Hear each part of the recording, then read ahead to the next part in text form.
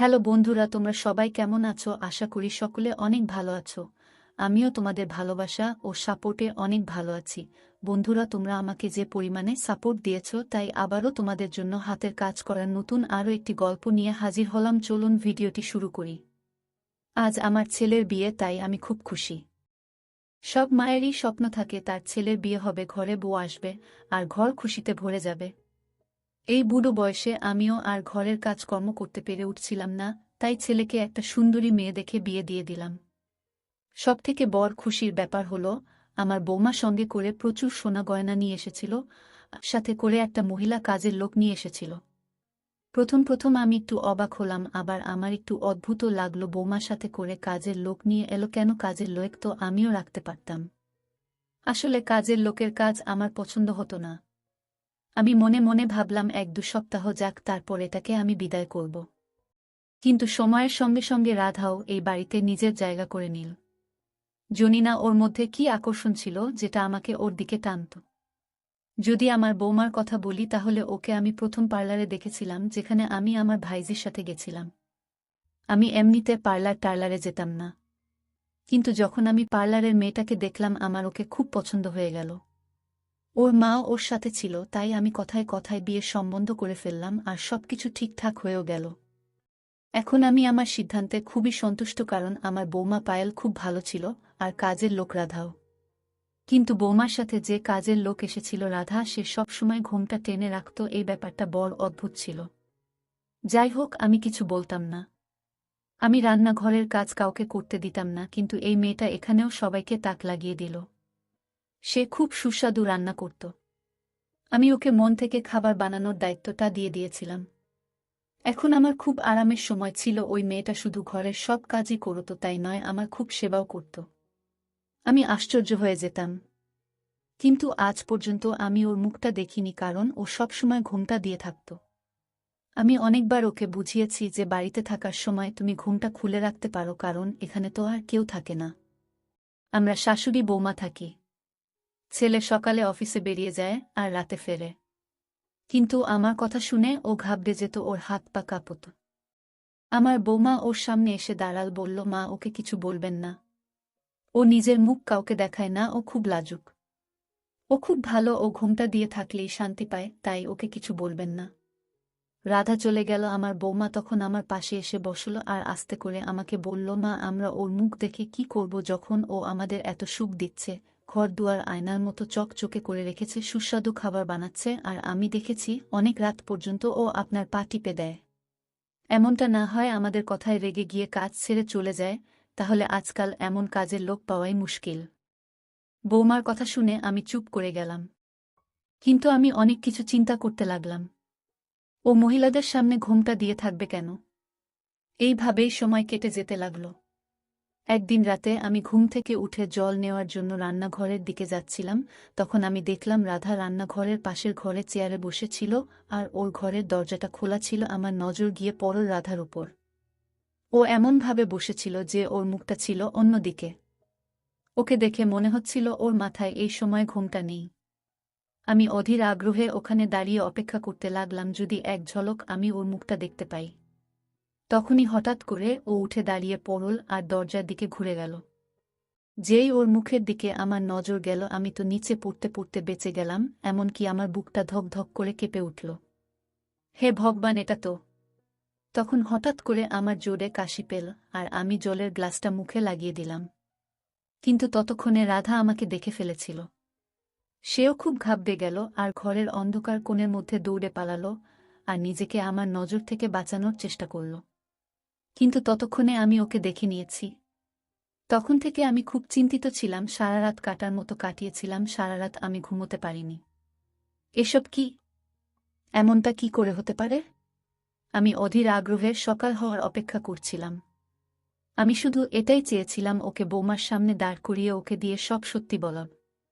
কিন্তু আমি চাইছিলাম একবার আমার ছেলে অফিস চলে যাক, তারপর বৌমাকে জিজ্ঞেস করব এসব কি হচ্ছে। যদি আমার ছেলে এসব ঘুণাক্ষরেও জানতে পারে, তাহলে ওকে ওই সময়েই ডিভোর্স দিয়ে দেবে। ডিভোর্স কেন, হয়তো রেগে গিয়ে ও পায়েলকে মেরেই ফেলবে। এতটাই বড় একটা বিষয় ছিল এটা যে যা কিছু হতে পারত।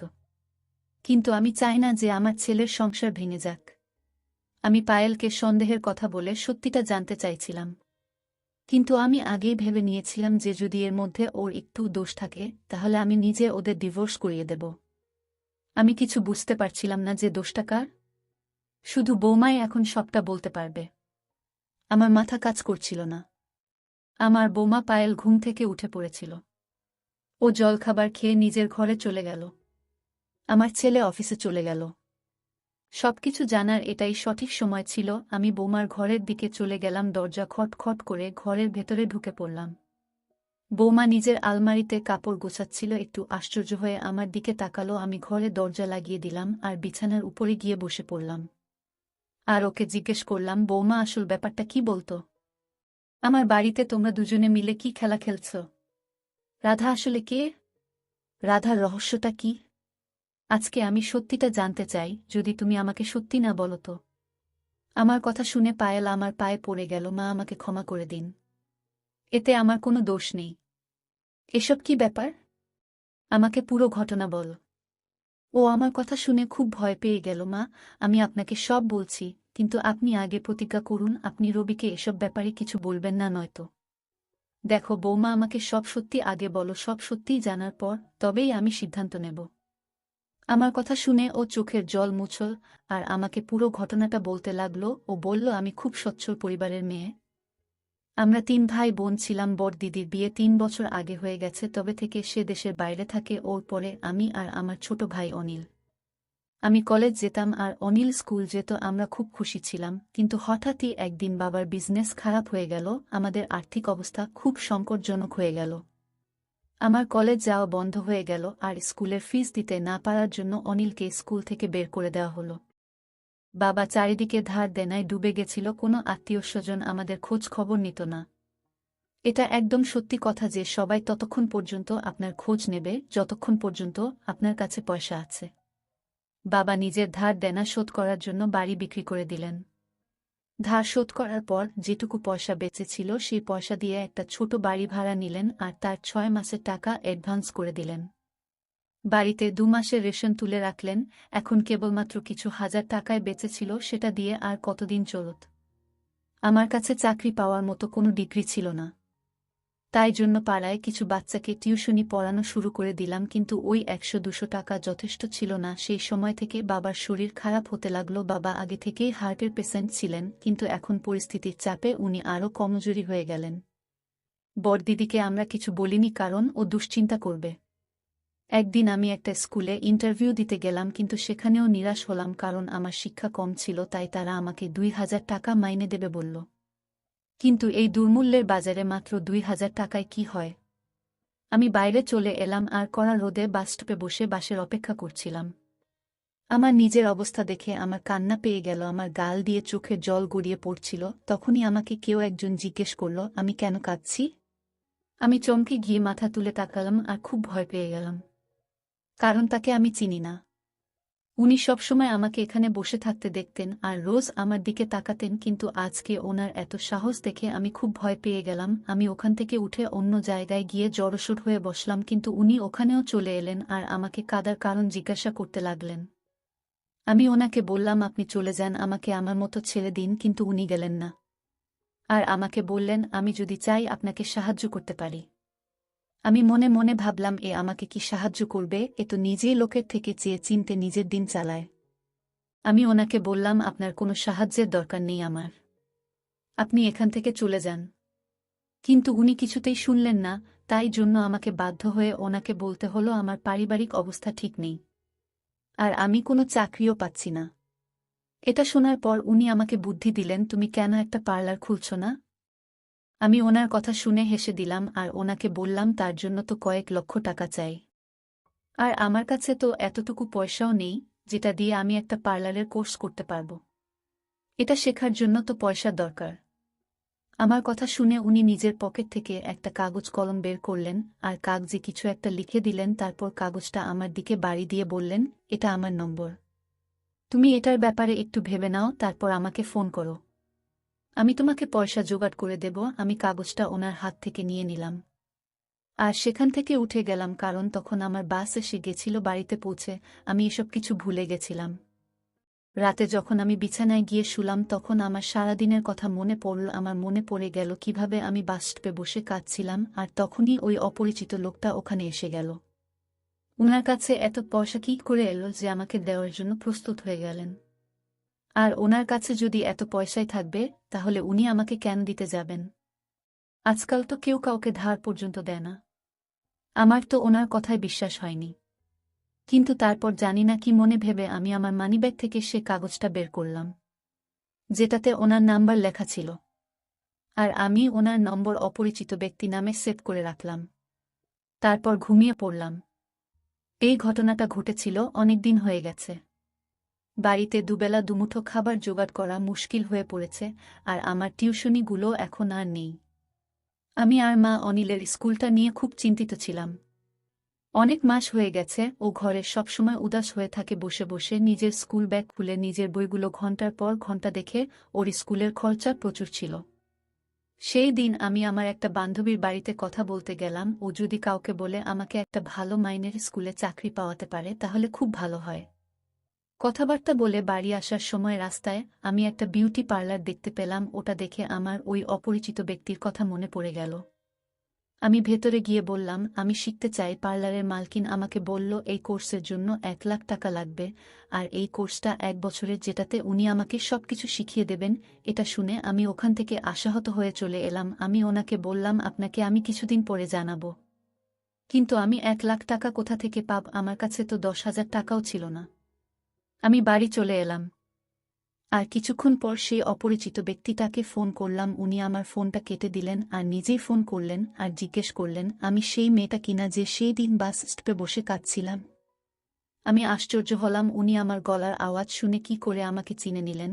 কিন্তু আমি ওনাকে বেশি কিছু প্রশ্ন না করে উনাকে বললাম, হ্যাঁ, আমি সেই মেয়েটা যার সাথে আপনার সেদিন বাস স্টপে দেখা হয়েছিল। আর তাকে জিজ্ঞেস করলাম তিনি আমাকে পয়সা কোথা থেকে দেবেন। যখন তিনি নিজেই একজন গরিব মানুষ, আমার কথা শুনে তিনি হাসলেন আর বললেন, তোমার পয়সা চাই, তুমি পেয়ে যাবে, বল কত চাই। আমি বললাম, পার্লারের কোর্স করার জন্য আমার 1 লাখ টাকা চাই, আর এই টাকাটা আমি ওনাকে ফেরত দিয়ে দেব। উনি আমাকে সেই বাসস্টপে ডাকলেন। আমি যাওয়ার জন্য রেডি হয়ে গেলাম। পরের দিন আমি গিয়ে দেখলাম উনি আগে থেকেই সেখানে এসে বসে আছেন। উনি আমার হাতে একটা খাম দিলেন আর চুপচাপ সেখান থেকে চলে গেলেন। আমি খামটা আমার ব্যাগে রেখে বাড়ি চলে এলাম।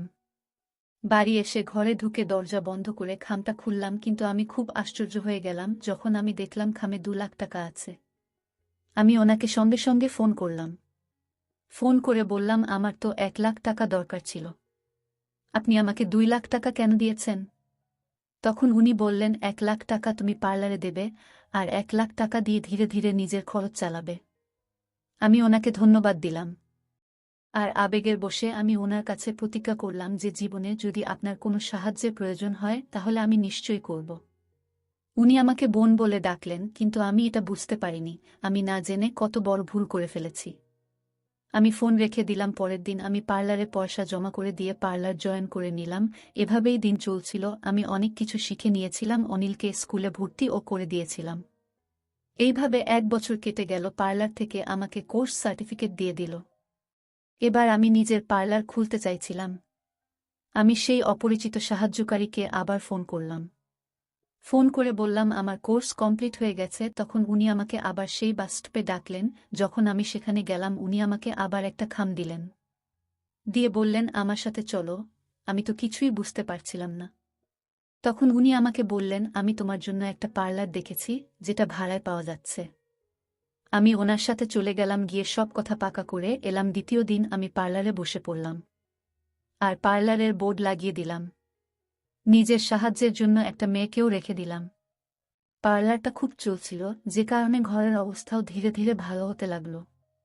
আমি তো ওনাকে ভগবান মনে করে প্রতিদিন আশীর্বাদ দিতাম। যতদিন যাচ্ছিল পার্লারে মহিলাদের ভিড় বেড়ে যাচ্ছিল। তাদের মধ্যে একজন আপনিও ছিলেন। আপনি আমাকে পছন্দ করলেন আর নিজের ঘরের বউ বানালেন বাড়িতে। আমার বিয়ের জোগাড় হচ্ছিল, তখন একদিন সেই অপরিচিত সাহায্যকারী আমার কাছে এলেন।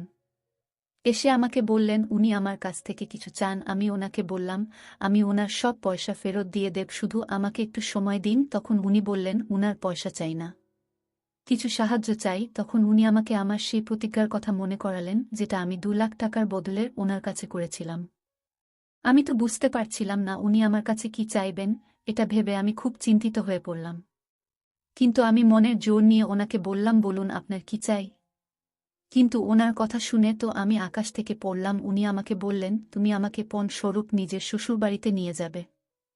আমি তখন খুব দুশ্চিন্তার মধ্যে পড়ে গেলাম, কিন্তু এটা কি করে সম্ভব। তখন উনি বললেন, আমি তোমাকে বলছি, তুমি আমাকে কাজের লোক বানিয়ে নিজের সাথে নিয়ে যাবে। আমি সবসময় আমার মুখ ঘোমটা দিয়ে ঢেকে রাখব, কেউ বুঝতে পারবে না আমি মহিলা না পুরুষ। ওনার কথা শুনে আমার খুব রাগ হলো। তখন আমি চিৎকার করে বললাম, আমি এসব কেন করব। আমি মানছি আপনি আমাকে সাহায্য করেছেন, আমি তার জন্য আপনার কাছে কৃতজ্ঞ, কিন্তু আমি আমার হবু বরকে এত বড় ঠকাতে কিছুতেই পারব না। আমি কোনো অপরিচিত পুরুষকে কেন নিজের বাড়িতে নিয়ে যাব। আমি কি করে জানব আপনার মনে মনে কি চলছে। আমি আমার আলমারিটা খুললাম, সেখানে অনেক টাকা ছিল। আমি আগে থেকেই 2 লাখ টাকা একটা খামে ভরে সরিয়ে রেখেছিলাম, যাতে সে সাহায্যকারী যদি কখনো টাকা চাইতে আসে তাকে দিয়ে দেব বলে।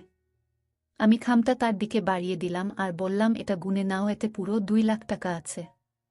আর এখান থেকে চলে যাও। আজকে থেকে তোমার সাথে আমার আর কোনো সম্পর্ক নেই। উনি আমার কথা শুনে আমার পায়ে ধরলেন, কাঁদতে শুরু করলেন। আমি ভয় পেয়ে পেছনে সরে গেলাম। উনি এমনভাবে কাঁদছিলেন যেমন ভিড়ের মধ্যে বাচ্চা তার মাকে হারিয়ে ফেললে কাঁদে, ঠিক সেরকম। ওনার কান্না দেখে আমার মন নরম হয়ে গেল। আমিও মাটিতে বসে পড়লাম। কুনাল ভাই, কি ব্যাপার, আপনার কি হয়েছে। উনি আমার কথা শুনে আমার দিকে আশা ভরা চোখ নিয়ে তাকালেন। তারপর উনি হাতজোড় করে আমাকে বললেন, পায়েল, আমাকে আমার মায়ের সঙ্গে মিলিয়ে দাও। কে আপনার মা। আমি আশ্চর্যকিত হয়ে গেছিলাম। উনি আমাকে বললেন, তোমার হবু শাশুড়ি আমার মা। আমি আমার মায়ের সেবা করতে চাই। তুমি আমাকে তোমার সাথে নিয়ে চলো, আমার এই ইচ্ছেটা পূর্ণ করো। উনার কথা শুনে আমার বড় ছটকা লাগলো। এটা কি করে হতে পারে যে উনি আমার স্বামীর ভাই। যদি উনি আমার শাশুড়ির ছেলে হবেন, তাহলে উনি নিজের বাড়িতে এইভাবে চোরের মতো কেন যেতে চান। আমার মনে অনেক প্রশ্ন আসছিল। তখন উনি বললেন, আমি জানি তুমি আমার কথা শুনে চিন্তিত হয়ে পড়েছ। তুমি এটাই ভাবছ যে আমি যদি সত্যি বলি, তাহলে আমি সোজাসুজি কেন নিজের বাড়িতে চলে যাচ্ছি না। আমার হাত পা বাধা পায়াল। উনি তখনও কাঁদছিলেন। কাঁদতে কাঁদতে নিজের জীবনের ঘটনা বলতে লাগলেন। যখন আমি জন্মেছিলাম, তখন আমার মা মোটেই খুশি হয়নি, কারণ শ্বশুরবাড়িতে মায়ের উপর অনেক অত্যাচার করা হতো। তুমি নিজেই ভাবো, একটা মেয়ে যখন বিয়ে হয়ে শ্বশুর বাড়ি যায় আর তাড়াতাড়ি গর্ভবতী হয়ে যায়, তাহলে সে কত খুশি হয়। সে ভাবে তার বাচ্চা শ্বশুরবাড়িতে তার অধিকারকে আরও মজবুত করবে। কিন্তু আমার জন্মের পর আমার মায়ের জায়গা মজবুত হয়নি, উল্টে ওনাকে কথা শোনানো হতো। আমার ঠাকুমা আমার মাকে 1 মিনিটের জন্য সহ্য করতে পারতেন না। এটা খুব ভালো হতো যদি হাসপাতালে আমার বাবা আমার মাকে ডিভোর্স দিয়ে দিত, যদিও এতে আমার মায়ের কোনো দোষ ছিল না। এটা তো সম্পূর্ণ ভগবানের ইচ্ছা ছিল। তিনি আমাকে না মেয়ে বানিয়েছেন না ছেলে, আমাকে তৃতীয় লিঙ্গের বানিয়েছেন। কুণালের কথা শুনে আমার মনটা ভারাক্রান্ত হয়ে উঠল। কুণাল কাঁদতে কাঁদতে দুর্বল হয়ে যাচ্ছিল। যখন নার্স আমার মাকে বলল, আপনার ঘরে তৃতীয় লিঙ্গের বাচ্চা জন্ম নিয়েছে, তখন মা নার্সকে চোখের ইশারায় অনুরোধ জানালো। নার্স ও মায়ের দুঃখ বুঝে চুপ হয়ে গেল আর আর বাবাকে অভিনন্দন জানালো যে আপনার ঘরে ছেলে হয়েছে। সবাই খুব খুশি হয়েছিল, সবাই মায়ের আশেপাশে ঘুরছিল। কিন্তু আমার মা চুপচাপ একটা কোণে বসে শুধু কাঁদত। আমি যখনই মাকে দেখতাম, মা শুধু কাঁদত। আমি জানি না মা আমাকে পুরো পরিবারের থেকে লুকিয়ে কি করে বর করে তুলেছেন। কেউ কিছু জানতে পারেনি। মা আমাকে ছেলেদের পোশাক পরাতো, ছেলেদের স্কুলেও ভর্তি করে দিয়েছিল, কিন্তু ব্যাট বলের থেকে আমার বোন রাধিকার পুতুল নিয়ে খেলতেই ভালো লাগত। মায়ের চুড়ি গয়না আমার সব ভালো লাগত। একদিন আমি মায়ের লাল লিপস্টিক ঠোঁটে লাগিয়ে বাইরে চলে গেলাম। আমাকে দেখে আমার ঠাকুমা হেসে লুটোপুটি খাচ্ছিল আর মাকে ডেকে বলল, তোমার কুণাল তো মেয়ে হয়ে গেছে। মা আমাকে হাত ধরে টেনে নিয়ে গিয়ে ঘরের দরজা বন্ধ করে দিয়ে বাবার বেল্ট দিয়ে খুব মারল। আমি 6 বছরের বাচ্চা ছিলাম, আমার শরীর খুব নরম ছিল। আমার শরীরে বেল্টের দাগ পড়ে গেল। আমি খুব চিৎকার করছিলাম, কিন্তু আমার উপর মায়ের একটুও দয়া হচ্ছিল না। যখন আমার শরীর থেকে রক্ত বেরোতে লাগলো, তখন আমার মা থেমে গেল। তখন মা আমার থেকেও বেশি কাঁদছিল।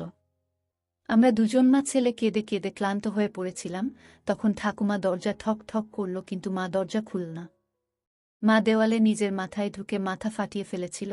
আমাদের দুজনকে হাসপাতালে নিয়ে যাওয়া হলো। মা আমার জন্য ছটফট করছিল আর আমি মায়ের জন্য। আমি অনেকদিন পর্যন্ত মায়ের কষ্ট দেখে কাঁদতাম, কিন্তু সব সময় হাত জোট করে আমার কাছে ক্ষমা চাইত। একদিন মা আমাকে বোঝালো, যদি আমি দ্বিতীয়বার এই ধরনের আচরণ করি, তাহলে বাবা আমাকে এমন জায়গায় ছেড়ে দিয়ে আসবে যেখানে প্রতিদিন তোমাকে এইভাবে মারা হবে। সেই দিনের পর থেকে আমি এমন আচরণ করার ব্যাপারে আর ভাবতাম না।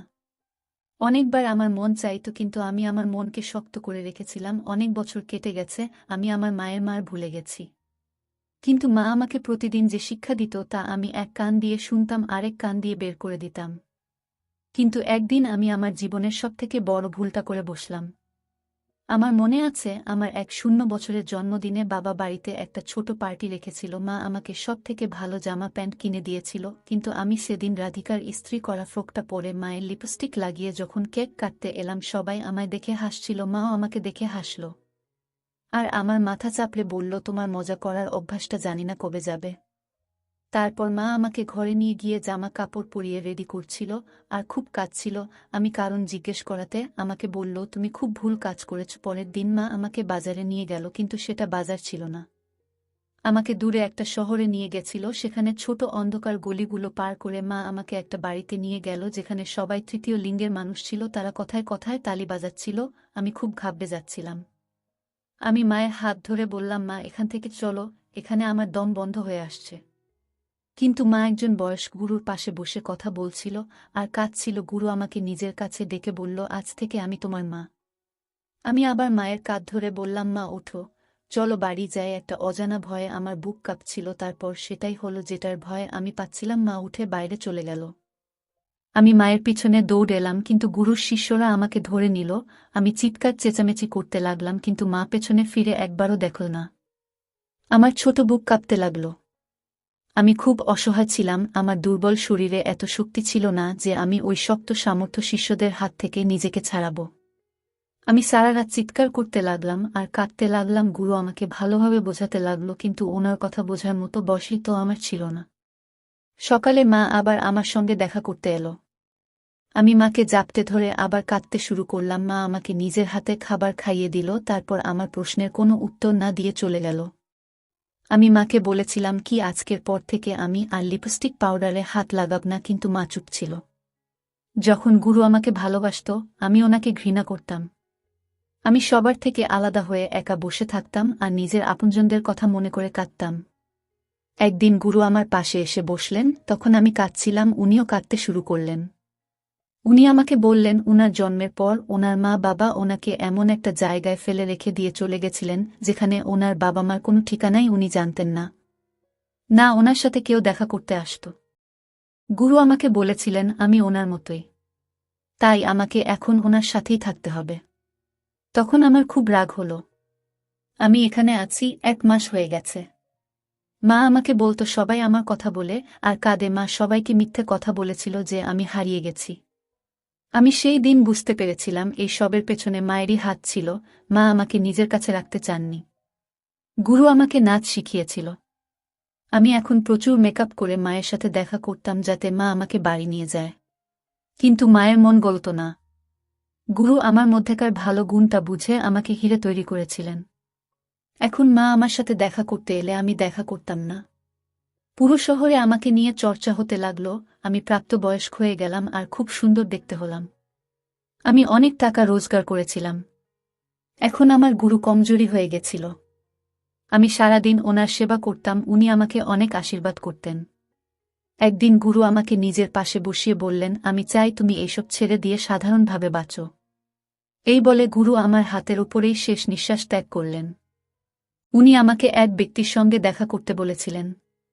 আমি না চাইতেও সেখানে গেলাম। এটাই আমার গুরুর শেষ ইচ্ছা ছিল। এখন আমি দিনমজুরের কাজ করি, নাচ করা ছেড়ে দিয়েছি। এখন রোজ আমাকে কী ধরনের লোকেদের মুখোমুখি হতে হয় সে একমাত্র আমিই জানি। এখন আমি মায়ের অবস্থাটা বুঝতে পারি। মা আমার জন্য কী বা করতে পারত? ওনার মেয়েরাও বড় হচ্ছিল। একজন তৃতীয় লিঙ্গের ব্যক্তির বোনকে কে বিয়ে করত? আমি আমার সব টাকা বাঁচিয়ে রেখেছিলাম যাতে কোনো অসহায়কে সাহায্য করতে পারি। তোমাকে আমার মনে হয়েছিল তোমার সাহায্যের খুব প্রয়োজন, তাই আমি তোমাকে সব দিয়ে দিয়েছিলাম। আমি মায়ের সঙ্গে দেখা করার জন্য ব্যাকুল আগ্রহে ছিলাম। ওনার সেবা করে সৃষ্টিকর্তার কাছে আশীর্বাদ পেতে চেয়েছিলাম। একদিন আমি তোমার সাথে দেখা করতে পার্লার এসেছিলাম। সেখানে এসেই আমি মাকে দেখতে পাই আর জানতে পারি উনি নিজের ছেলে অর্থাৎ আমার ভাইয়ের সঙ্গে তোমার বিয়ে দিতে চান। তাই জন্যই তো আমি তোমার কাছে এসেছি। কুনাল সব ঘটনা বলে কাঁদতে থাকল। আমিও কাঁদলাম। মা, আমি কুনালের কথা শুনে নিজেকে আটকাতে পারিনি। মা, আমি কি কোনো ভুল করেছি আপনি বলুন। আমার বৌমা আমাকে প্রশ্ন করছিল, তখন আমি যেন মাটির মধ্যে গেঁথে গেছিলাম। আমি বৌমাকে জড়িয়ে ধরে খুব কাঁদলাম। আমার ছোট্ট কুণালকে আমার খুব মনে পড়ছিল। কত কঠিন পরিস্থিতির মধ্য দিয়ে ওকে যেতে হয়েছে। আমি দৌড়ে ওর ঘরে গেলাম। ও নিজের ব্যাগ প্যাক করছিল, আমাকে দেখেই আমার পায়ের উপর পড়ে গেল। আমি ওকে উঠিয়ে হাত জোট করে ওর সামনে আমার সমস্ত দোষ স্বীকার করে নিলাম। ওর কাছে ক্ষমা চাইলাম। ও আমাকে ক্ষমা করে দিল। কুণাল আমাকে জড়িয়ে ধরে বাচ্চাদের মতো ফুপিয়ে ফুপিয়ে কাঁদতে লাগল। তারপর ও আমাকে ছেড়ে দিয়ে নিজের ব্যাগ নিয়ে বেরিয়ে যেতে গেল। আমি ওর হাত টেনে ধরে বললাম, বাবা তুমি আমাদের সঙ্গেই থাকো। ও ঘাবড়ে গেল আর আমাকে বলল, মা আমি তোমাদের জীবনে কোনো সমস্যা তৈরি করতে চাই না। তখন আমি বলতে লাগলাম, আমার কথাগুলো ভারী হয়ে গেল, বাবা জীবন তো আমি তোমার মুশকিল করে দিয়েছি। আমি লোকজনের ভয় পেয়েছিলাম এতটাই যে সৃষ্টিকর্তার রাগ ভুলে গেছিলাম। যখন সৃষ্টিকর্তা আমাকে বিচারের সময় জিজ্ঞেস করবে, আমি তোকে ছেলে আর মেয়ে দিলাম, তখন তুই নিজের কাছে রেখে দিলি, আর যখন আমি আমার পছন্দের বিশেষ সন্তান দিলাম তখন তুই তাকে দূরে ছুড়ে দিলি, তখন আমি সৃষ্টিকর্তাকে কি জবাব দেব? আমাকে সৃষ্টিকর্তার সামনে অপরাধী হওয়ার থেকে বাঁচাও বাবা। আমি কুণালের সামনে হাতজোট করে নিয়েছিলাম, তখন ও নিজের ব্যাগ ফেলে দিয়ে আমাকে জড়িয়ে ধরল।